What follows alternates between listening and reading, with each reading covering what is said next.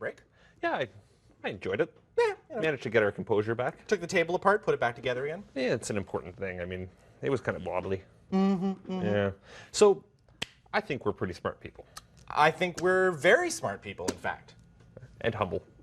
Absolutely. As far as humbleness goes, we are the Paragon of Humbility. Number 1 and 2. But from what I understand, In a binary system, I'm outside of his world. Oh. Moving on! From what I understand, we may have someone who might be a little smarter than us on the show this week. Yeah, we have, in fact, Canada's smartest person. Yeah. How'd they figure that out? Stunned silence comes across the crowd. Yeah. How did they figure that out? There was actually a big old competition, and yeah, televised and everything. Yeah. All right, well, I think we should probably get to a Geeks of the Round Table Geeks so you can of the talk to her. Round Table, indeed. Let's go.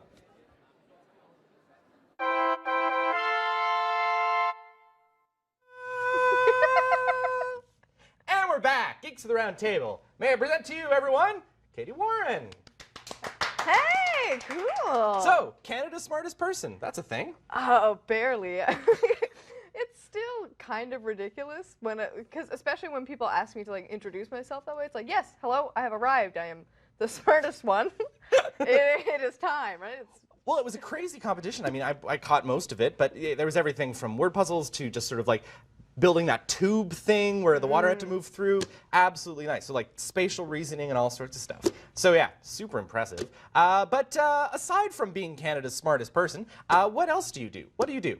Well, I'm currently an engineering student. I live in Newfoundland. Cool. With who? With Memorial University. Memorial University. Yeah, Don't forget. it's the only one in Newfoundland. Okay, so that would make it easy to remember. the best. Oh, well, obviously, But, yeah. yeah, I just finished a work term with them. I've been doing some research with marine robotics. Cool. Is it true that Bodie McBoatface is in fact not getting called Bodie McBoatface? Yeah, I heard that they were wimping out on that one, which, Yeah. Boo is right. Indeed, right? Because I think, like, with the internet, they could have gotten a lot worse. Like, I think that we should take this as a win for the internet, that the worst thing we decided to call a boat was Bodie McBoatface. I understand that they're thinking of changing, well, they've got the new name for the ship, but they're thinking of making Bodie McBoatface the name of one of their submarines, though I really think that would be Submarine McSubface, if it was going to be anything. Less catchy. Yeah, a little bit more of a mouthful. But what do you do with the Marine Institute? What are you doing there? Well, the robot that we've been working on is called the Sea Dragon because, you know, if you get to name it whatever you want, you're picking Sea Dragon, I guess. But yeah, the idea Sea Dragon is awesome. But the idea is that it's going to follow around icebergs and kind of circle them so that it can figure out where they're going, so that if it's going to like come hit your oil platform or whatever for your robot battles, you can get like a tugboat out and move them out of the way. Cool. What is, like in my head, when I hear the word Sea Dragon and robot, I'm thinking of some sort of like snake-like robot. What does the robot look like? Well, it floats. It's actually a surface craft. Okay. So it's got like a big oval part at the bottom that holds all the batteries and such, and then another part that has a lot of the hardware and circuits, and then there's a part that sticks up that's kind of shaped like that, much like a dragon's head, which is where its name came from, and that sticks out of the water and has a bunch of stuff to measure like weather and current and wind and stuff. Sweet. Does the robot, like, does it pilot itself, or is there someone at a control panel somewhere?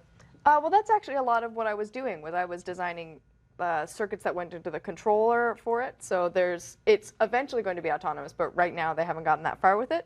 So it has a remote control system. Cool. And so you were designing the electrical parts for that controller? Yeah. So Cool. I was designing like printed circuit boards, which are those green circuits that you find in like all your electronics when you crack them open. Yeah. Yeah. So it was my job to design some of those so that it would do all the stuff it needs to do. So what are some of like the big things that when you're looking at, okay, like from a programming point of view of like, what does this robot need to do? Like, what are some of the like big tasks that it has to be able to do? Obviously, know where it is on the world, and I guess how close it is to the iceberg, but like, how does it find the icebergs? Well, the idea actually, when we were dropping it in the water, it's a whole thing. You use like cranes and ropes and stuff. But the idea is that you would kind of drop it in the water near the iceberg, and then like just boat yourself away and come back like a few weeks later when it's Okay. So you bring it to the iceberg, but then it'll be able to make like a 3D model of it by circling it a bunch. And by measuring the currents, it can figure out like how heavy the iceberg is and if it's likely to flip over and all that cool stuff. Awesome. That's pretty sweet as far as robot brains are concerned. Yeah, definitely. I'm not in charge of the brain itself. That is a much more advanced system of grad students. Yeah. I think we're all familiar with Asimov's rules of robotics. Do you have like personal rules of robotics that if you were to say like robot needs to be able to do 3 things to be like a good robot?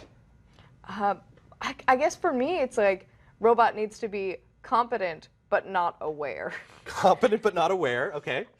Good rule 1. Yeah, I would say you want it to be able to duplicate its results. Okay, So 2. because some people can do something just once, but I don't find that to be particularly impressive, right? You Well, want certainly not for a robot. Yeah. No, exactly. And I would say look rad. Look rad. Awesome. Yeah. That is very much the point of that. Cool. All right. Last question. How did you get involved with robots? Like, it was just. Well, yeah, it's my program is mandatory co-op, so you have a bunch of work terms that you have to do.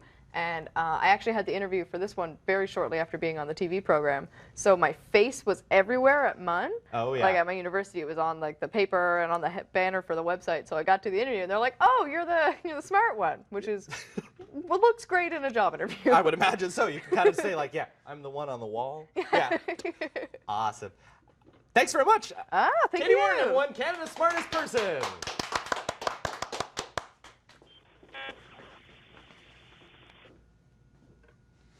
That was the wrong title card, but that's fine. That's cool, you know. Geeks of the Round Table. Wah, wah, wah, wah. That was really interesting. Yeah, that was really cool. Yeah, Katy Warren is probably one of my favorite people in the world, and the fact that she's working with the robots that are going to keep us from having more Titanics, awesome. Haven't seen the movie. I understand that the end involves an iceberg of some kind. I just don't. Don't spoil it for people. Yeah, probably best not to. But The door was big enough for both of them. How, you haven't seen? I've seen the ending and the car scene, obviously. Oh, okay. What about the painting or the drawing? Meh, Yeah. not into. Or the guy drawing. falling and smashing his head off the bulkhead? Yeah, that's pretty great. That's what I've seen. Yeah, that's a good one. But we should probably wrap this up. Fair enough. That is our show for this week. My name is Chris Reddie. You can follow me on Twitter at Chris Reddie. And I am Alexander Mansfield. You can follow me on Demdare Twitters at MansfieldAlex. Make sure you check out the YouTube channels, both E404 and the Rogers TV channels. We're off for the next 3 weeks. Yeah, Comic-Con!